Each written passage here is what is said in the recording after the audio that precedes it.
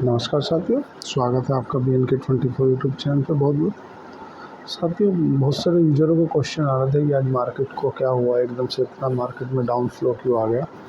तो क्या है, एक तो FII बेच ही रही है माल, है ना। FII का भी थोड़ा रीज़न है। दूसरा जो HDFC बैंक की जो मैनेजमेंट की जो गाइड कौन कॉल में बताया, और मैं HDFC के जो रिजल्ट आए बहुत ख़राब आए। कोटक महिंद्रा बैंक के जो रिज़ल्ट आए वो बहुत ख़राब आए, ठीक है। और RBL बैंक के जो रिज़ल्ट आए वो बहुत ख़राब आए। तो जो डालमिया भारत है उसका तो रिज़ल्ट बिल्कुल ही ख़त्म नहीं आया, मतलब जो डालमिया भारत सीमेंट बनाती है। और अब आप बताइए साथियों, अगर भारत की जो GDP है वो अगर 7.2 की दर से बढ़ रही है और उसके बावजूद भी सीमेंट इंडस्ट्री के रिज़ल्ट अच्छे नहीं आ रहे, बैंकों के रिज़ल्ट अच्छे नहीं आ रहे, है ना, और कंज्यूमर के भी रिज़ल्ट अच्छे नहीं आ रहे, तो स्पेंड कहाँ हो रहा है पैसा। ऑटो सेक्टर का आपको मालूम ही है, ऑटो सेक्टर में क्या चल रहा है ना। इसकी वजह से थोड़ा सा बाज़ार पे प्रेशर देखने को मिला। FII लगातार अपनी बिकवाली कर रहे हैं। और जो भी एक खबर चल रही है कि शायद उसको कोई भूल ही गया था, किम जोन उन ने रसिया की तरफ से यूक्रेन में अपने 10,000 सैनिक लड़ने के लिए भेजे हैं। अब ये इसकी पुष्टि हम नहीं करते, पर ऐसा खबर चल रही है। दूसरा, इज़राइल के जो प्राइम मिनिस्टर हैं उनके घर पे हमला हो गया है, तो ऐसा भी माना जा रहा है कि इज़राइल हो सकता है खुल के वार जोन में उतर जाए, है ना। उस वो कंडीशन बनती है तो जाहिर सी बात है जो जियोपॉलिटिक्स है उसमें तनाव बढ़ेगा। ये तनाव ऑलरेडी पहले ही चल रहा है। रूस यूक्रेन से लड़ रहा है, Kim Jong Un South Korea उत्तर कोरिया आपस में भिड़ ही रहे हैं। उन्होंने दीवार तोड़ दी, जो बम से उड़ा दिया, वो क्या उसको भूल गए थे। ताइवान और चाइना ये आपस में उलझ ही रहे हैं। उधर वेस्टर्न वर्ल्ड में चल ही रहा है, इज़राइल 4-5 कोई इकट्ठे लेकर चल रहा है, लेबनान, सीरिया, इराक, ईरान, है ना, ये तो अलग ही नहीं मान रहे। तो ऑल ओवर वर्ल्ड में, और अभी बांग्लादेश की परिस्थिति आपने देखी। पाकिस्तान तो खैर उसकी तो बात ही क्या करें, वो तो साल भर में 1 आध महीने सही रहता नहीं, हमेशा लड़ाई भिड़ाई करता ही रहता अपने घर में। जो ऑल ओवर वर्ल्ड में जो परिस्थिति चल रही है ना, उसके कारण थोड़ा सा शेयर मार्केट में देखने को मिल रहा है। अब हम बात करें अगर ग्लैंड फार्मा की, जो ग्लैंड फार्मा है उसमें मैनेजमेंट चेंज हुआ है। ग्लैंड फार्मा में क्या हुआ है कि श्यामकांत गिरी जी को कंपनी के जो नए CEO के रूप में नियुक्त किया गया है। 15 जनवरी 2025 से वो अपनी कमान संभालेंगे।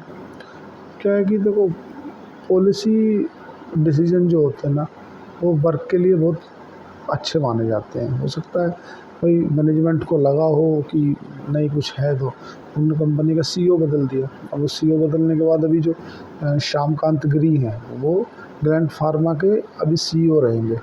इससे कंपनी को अच्छा मैनेजमेंट मिलेगा, अच्छा मार्गदर्शन मिलेगा। पारस जी पूछ रहे हैं, बच्चा पढ़ाई नहीं कर रहा, बहुत मानसिक तनाव में हूँ, क्या करूँ। देखो पारस जी, मेरी बात सुनिए, बच्चे किसी के भी नहीं पढ़ाई करते। आप देखो, बच्चों से ज़रूरत से ज़्यादा एक्सपेक्टेशन मत रखो। आप बात समझो, जो मैंने भी देखा है, अधिकतर बच्चों को स्कूल में बस एक डिसिप्लिन ही सिखाया जाता है कि भाई आपको डिसिप्लिन में कैसे रहना है, जो सरकार के ट्रैफिक के नियम उनका कैसे पालन करना है ना, शिष्टाचार कैसे करना है। बच्चे अपने समय पे अपने आप सीख जाते हैं। उनको आप अत्यधिक मानसिक तनाव मत दो, है ना। ऐसा मैं मानता भी हूँ और मैं करता भी हूँ। मैं कभी अपने बच्चों के साथ में अत्यधिक मानसिक तनाव नहीं देता, उन्हें फ्री छोड़ के रखता हूँ, और वो बच्चे समझते हैं उस चीज़ को, करते हैं ऐसा। अब मैंने बहुत से पेरेंट्स को देखा, उन बच्चों को ज़बरदस्ती मारना, पीटना, तनाव करना। बच्चों का जो माइंड होता है ना, वो होता है एक मिमिक्री जैसे। देखो, कोई भी हो फैमिली में, अगर आप पढ़ने नहीं बैठोगे ना, तो आपका बच्चा नहीं पढ़ेगा। आप ये डिसाइड करो कि आप जिस समय बच्चों को स्टडी कराने, या तो खुद बैठो या उनकी मम्मी को बोलो आप खुद भी पढ़ो, बच्चे भी पढ़ेंगे। बच्चे मिमिक्री करते हैं। अगर आप TV लगा के बैठ गए सीरियल सास बहू का, और बच्चों से एक्सपेक्टेशन रख रहे हैं कि बच्चे मेरे पढ़ाई कर लें, तो कैसे करेंगे, वो संभव नहीं है। नहीं नहीं, जोगिंदर जी पूछ रहे हैं कि टेक्सला की जो स्टारलिंक आ रही है उससे ये जियो 5G वगैरह और एयरटेल, BSNL, वोडाफोन आइडिया सब ख़त्म हो जाएगा। नहीं नहीं, देखो क्या है कि वोडाफोन आइडिया का बिजनेस से और या जियो या एयरटेल के बिजनेस पे स्टारलिंक का फ़र्क नहीं पड़ेगा। क्योंकि कारण क्या है कि जो स्टारलिंक की कॉस्ट है ना, वो शायद 7,000 रुपये प्रति माह है, और भारत में लगभग 200 सवा 200 रुपये में 5G और वो भी 2 GB data per day meal जाता है। तो इसके बिज़नेस पे फ़र्क नहीं पड़ेगा स्टारलिंक के आने से। स्टारलिंक को कौन लेंगे, जो जहाँ पे नेटवर्क प्रॉपरली नहीं है या जो मिडिल क्लास है ना, उसको इफ़ेक्ट नहीं करेगा, ऐसा मैं समझता हूँ। क्योंकि इसलिए इफ़ेक्ट नहीं करेगा कि भारत की जो मिडिल क्लास है, लगभग सवा एक 80-90 करोड़ जो मोबाइल यूज़र हैं, वो मोबाइल यूज़र मिडिल क्लास से आते हैं। मतलब कुछ अगर 2-5-10% को छोड़ दिया जाए तो मिडिल क्लास से आते हैं।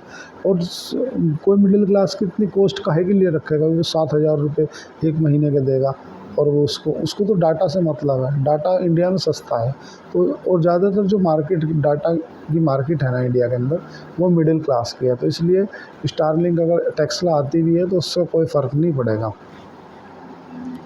प्रिंस भाई पूछ रहे हैं कि साउथ इंडियन बैंक पर कृपया प्रकाश डालिए। देखो, मैं साउथ इंडियन बैंक को पढ़ रहा था। साउथ इंडियन बैंक अच्छा है ना। बेसिकली क्या है कि ये 2022 के आसपास 6 रुपये का हुआ करता था, और फिर ये 35-36 रुपये पर गया, तो मतलब 5 से 6 गुना हो गया, है ना। अब अगर इसके फंडामेंटल की बात करें तो मैं क्या इसके फंडामेंटल पढ़ा हूँ, इसलिए मुझे मालूम है। फंडामेंटल इसके अब अच्छे हो रहे हैं। इसके जो ग्रॉस NPA थे, जो एक टाइम में 5-6% हुआ करते थे, अब घट के वो 2-2.5% पे आ गए हैं, जो कि अच्छा है। और कंपनी के NPA भी घट रहे हैं। जो कंपनी का NIM है, नेट इंटरेस्ट मार्जिन, वो लगभग 3.5% के आसपास आ गया है, जो कि ठीक है। और जो कंपनी के स्लिपेज हैं, स्लिपेज भी काफ़ी कंट्रोल हो रहे हैं। स्लिपेज क्या होते हैं, देखो, जो 90 दिन के बाद का लोन होता है उसे बैंक NPA में डिक्लेयर कर देती है, और जो शॉर्ट टाइम की उधारी रहती है या जो डिफ़ॉल्ट हो जाता है ना शॉर्ट टाइम के लिए, उसे स्लिपेज कहा जाता है। एक बार और एक्सप्लेन करता हूँ मैं। जो स्लिपेज होता है, अगर शॉर्ट टाइम में कोई लोन को डिफ़ॉल्ट करता है तो उसे स्लिपेज कहा जाता है, और अगर वो 90 दिन से ज़्यादा हो जाता है तो बैंक उसे NPA की कैटेगरी में डाल देता है, नॉन पर्सनल, है ना, NPA की कैटेगरी में डालता है। अब अगर हम इसकी जो लोन बुक है ना उस पर थोड़ा सा प्रकाश डालें, तो जो उसकी 40% लोन है ना, वो कॉर्पोरेट में दे रखी है इन्होंने, और जो 25% लोन है वो रिटेलरों को दे रखे हैं, और जो 20% लोन है वो KCC वगैरह जो इस तरह के दे रखे हैं। मैं साउथ इंडियन बैंक की बात कर रहा हूँ। और जो 25% लोन है वो MSME को दे रखे हैं। तो ऑल ओवर देखा जाए तो सही है, और बैंक का स्लिपेज घटने से बैंक को प्रॉफिट होगा, इसमें कोई दिक्कत नहीं।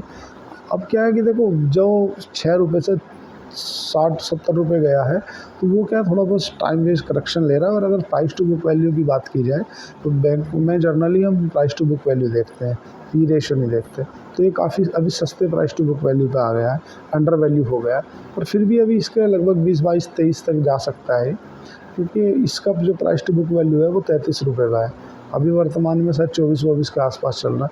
अंडर वैल्यू है, स्टॉक अच्छा है, बट चूँकि क्या इतना रनअप दिया था, अनयूजुअल जब रनअप देता है तो वो ऐसे गिरता ही है।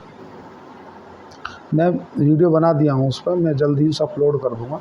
मेरे साथी बोल रहे हैं कि आपने वीडियो डालने के लिए बोले थे, कि हाँ, मैं 5-6 वीडियो कंपनियों का वीडियो बनाया हूँ कि ये कंपनियाँ अगर आप लंबे समय में लेकर किसी कंपनी की अर्निंग अच्छी आ रही हो, बिज़नेस मॉडल अच्छा हो, लंबे समय में डालते हो तो 100% प्रॉफिट बनेगा। तो साथियों, ये सब चीज़ें होती हैं। अभी वर्तमान में अगर GMP की बात करें, हाँ, मैं बात कर रहा हूँ GMP में बात कर रहा हूँ।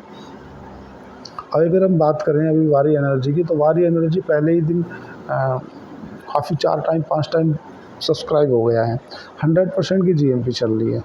अगर दीपक बिल्डर्स की बात करें तो दीपक बिल्डर्स जो है वो 30-35% की उसकी GMP चल रही है, मतलब 3-4 हज़ार रुपये जैसा एक लॉट पर प्रॉफिट दिखा रहा है।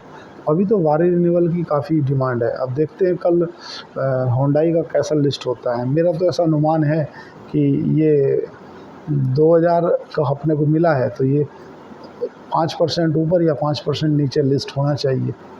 देखते हैं जैसा भी होता है। 2100 से लेकर 1700 के बीच में लिस्ट होना चाहिए। साथियों, चैनल को लाइक करें, सब्सक्राइब करें।